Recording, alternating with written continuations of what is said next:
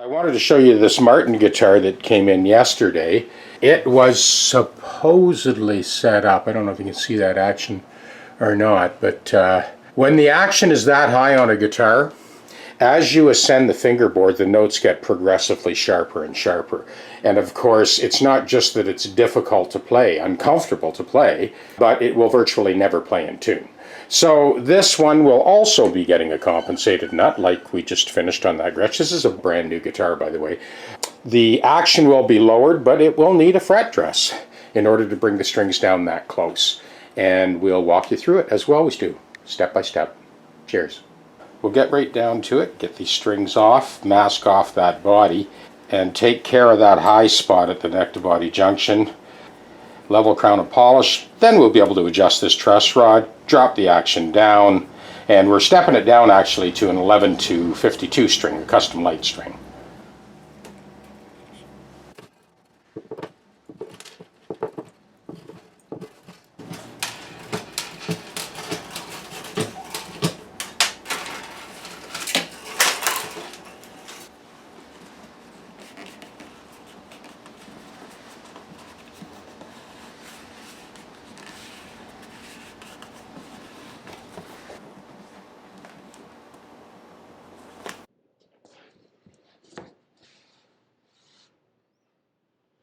That the plywood necks on these guitars are very flexible. You'd think they wouldn't be, but they are. So I've checked that truss rod and got the lay of the neck as straight as we can possibly get it. As always, high spot right in here. So before I file anything or go any further, I wanted to just illustrate. See that space in there? Okay. So what that's telling you is this spot needs to be leveled.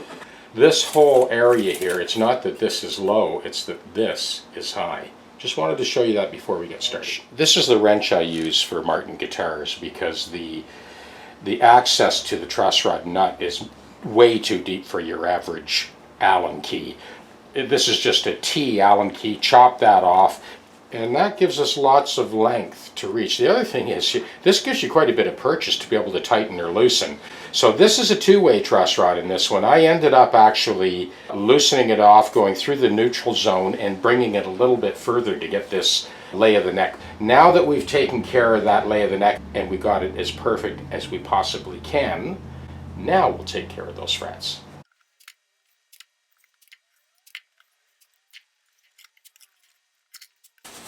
So I want to cover that sound hole up completely because this has a Fishman system in it, and the last thing you want is to get fret filings into the electronics or the controls or the circuit board. So that's sealed off now, don't have to worry about that. Okay, let's get that treble spot right at the top. I'll get that straight edge out in a second and check it again.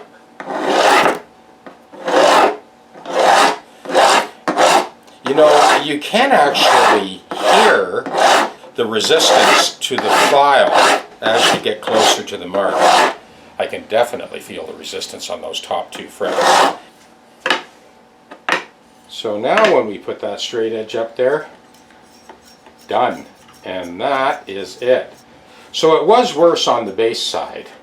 And you can see now that that feeler gauge is definitely not slipping under the straight edge. Now we go full length.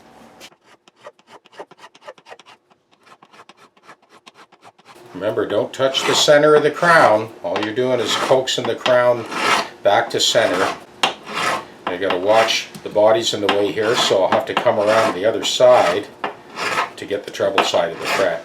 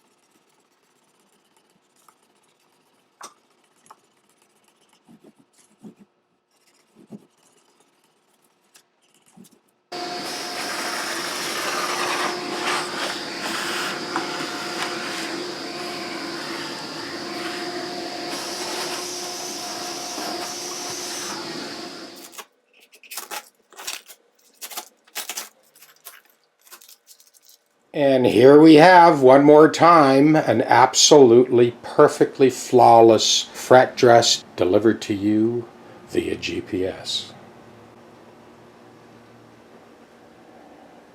Okay, here we go, moment of truth. So I'm going to play the fretted note on the 7th fret.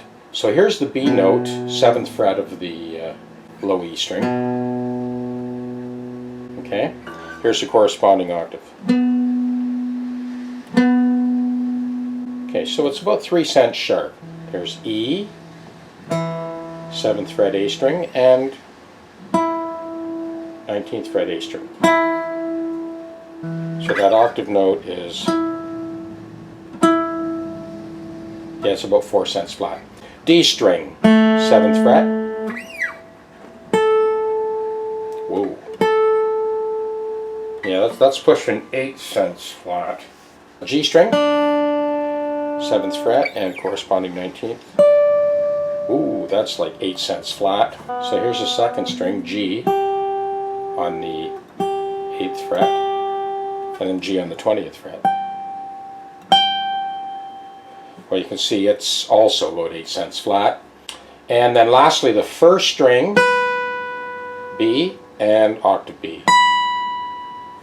And it's also about 8 cents flat. So this is what we've got so far. Low E to high E. 3 cents sharp, 4 cents flat, and then the other 4 strings are all 8 cents flat. So in other words, when I play the 7th fret note and then play the corresponding octave on the 19th fret, that 19th fret note is out of pitch. I'm showing you this for a reason. We'll come back and we're going to do this exact same test when I'm done. Okay, we're back. So let's go through this whole process again. Start with a low E string, 7th fret.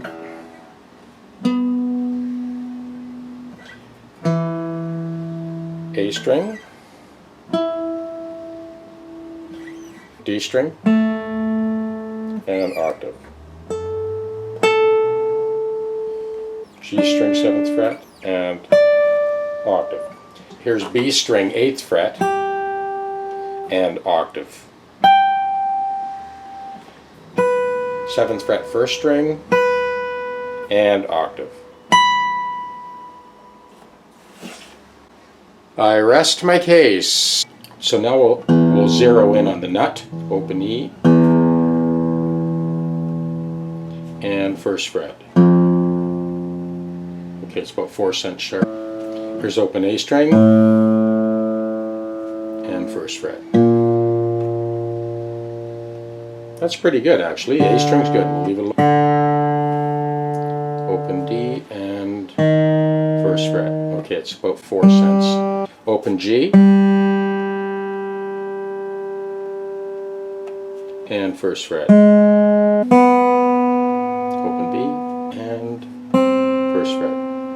Okay, that's about 4 cents. And open 1st string, and 1st fret.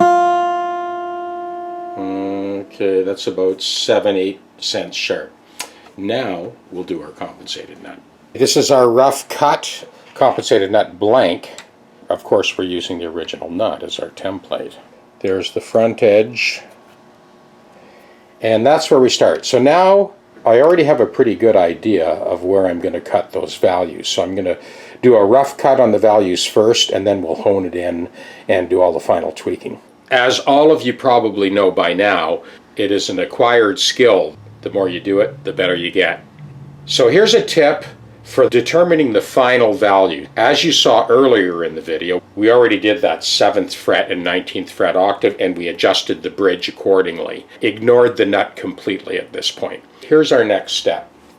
And I know there was confusion on this step in the classes, so listen carefully. Fretting that 12th fret note, and then playing the open string. So you can see I'm a little tiny bit flat on that one, so I'm going to put like 2 cents flat. Next string.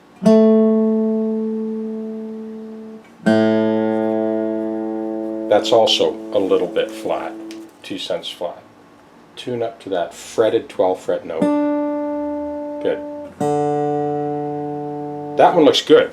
So I'm going to give that a natural sign, that D. We're not going to touch that one. Let's go to the G. And open.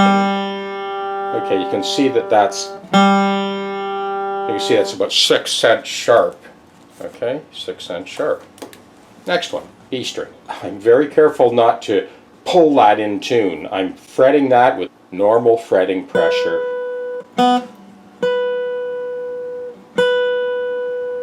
And open. Just a little tiny bit flat as well. So we'll say that's 2 cents flat. And lastly,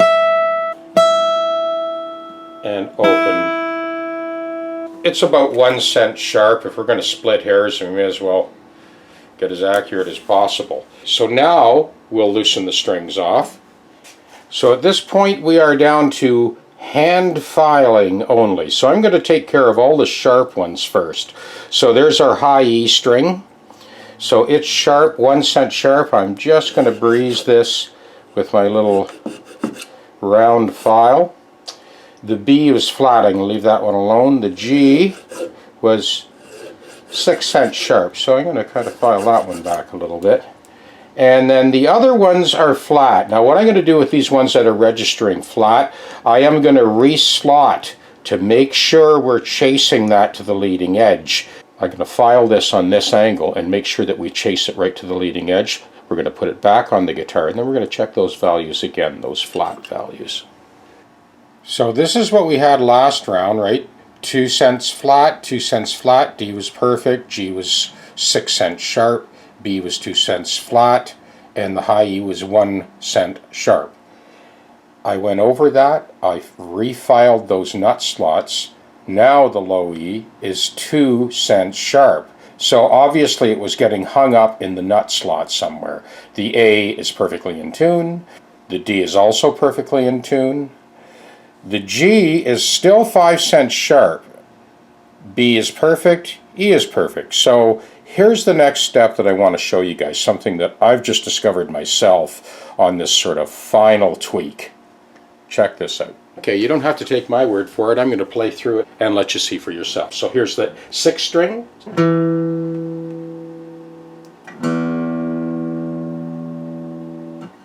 A string.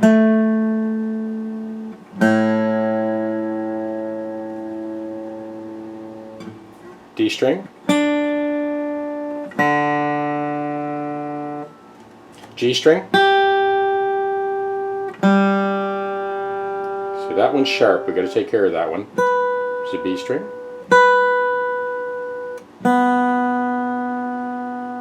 First string.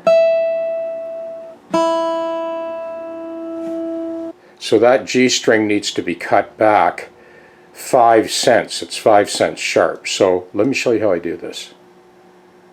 So this is something that I've, just recently discovered myself. So have a look at that cutter. It's flat on top. So what I do is I put a feeler gauge up against the nut, and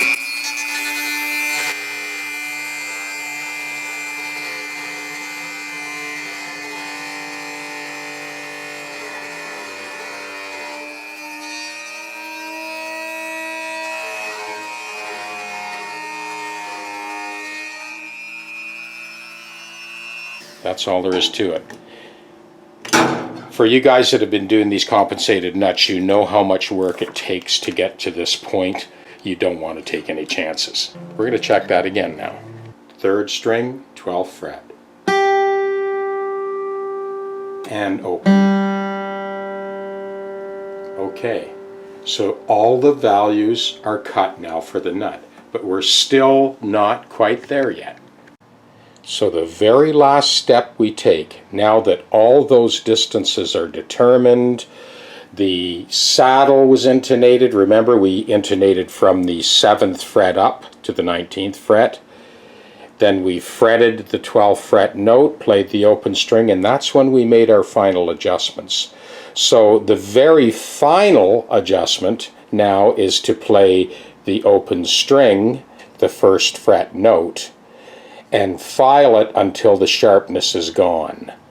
And that will give you a guitar 100% perfectly in tune. There's the open E. And there's the first fret.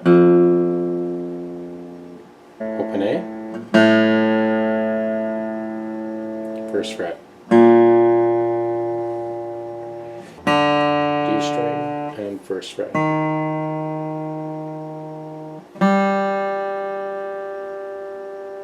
And first fret. There's a B.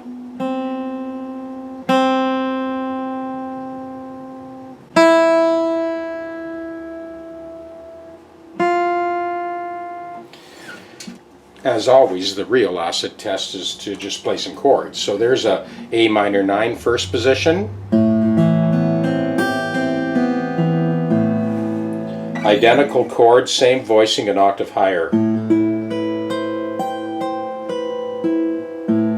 Again.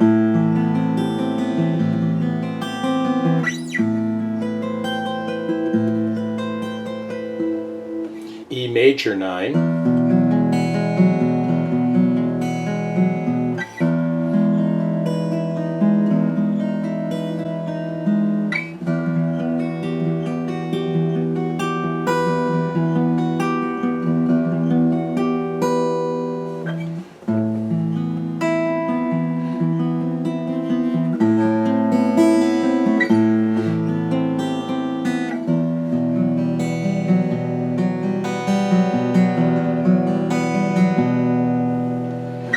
Okay, so here's a few garden variety first position chords. There's a D,